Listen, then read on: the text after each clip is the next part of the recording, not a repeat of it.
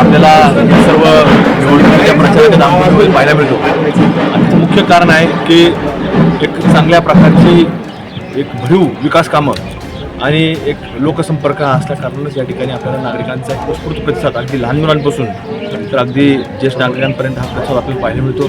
लोक उत्स्फूर्तपणे प्रत्येक रॅलीमध्ये सहभागी होतात, स्वागताला त्या ठिकाणी उपस्थित असतात. आणि त्यामुळे त्याचं कामच फक्त की विकासात्मक काम की शहरामध्ये आज भरीव विकासात्मक काम असल्यामुळं आज लोकांचा एक नागरिकांचा एक मोठा पाठिंबा या ठिकाणी पाहायला मिळतो. आणि लाडकी बहिणी देखील मोठ्या प्रमाणात आपल्या प्रचारामध्ये योजना तर शासनाच्या महायुती सरकारच्या माध्यमातून मागच्या काही काळामध्ये अनेक योजना या अगदी शहरामध्ये जशी लाडकी बहीण योजना आहे तर तशा युवकांच्या शिक्षणाकरता आहेत, युवतींच्या लोककल्याणाकरता आहेत, ग्रामीण भागामध्ये शेतकऱ्यांच्या वेगवेगळ्या शेतीच्या व्यवसायाच्या निगडीत असणाऱ्या समस्यांच्या बाबतीत योजना आहेत.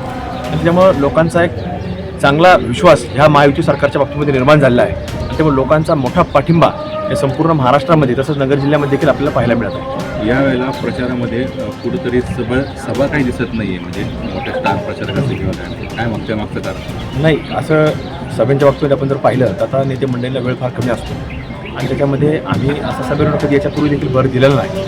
आणि होम टू होम प्रचार याच्यामध्ये आम्ही प्रामुख्याने प्राधान्य दिलं लोकांना भेटणं, लोकांच्या गाठीभेटी घेणं आणि नेते मंडळीची देखील खरं तर त्या टायमिंग हे जुळणं थोडं कठीण असतं. आणि प्रत्येक ठिकाणी जाणं, प्रत्येक जिल्ह्यामध्ये जाणं, प्रत्येक मतदारसंघामध्ये काही काही लोकांची मागणी असते की तिथं काही काही मतदारसंघात 2-2, 3-3 सभा घ्याव्या लागतात, अशी देखील लोकांची मागणी असते. त्यामुळे त्यांना तिथं वेळ मिळत नसल्या कारणानं हा सभेचा फार आम्ही आग्रह धरलेला आहे.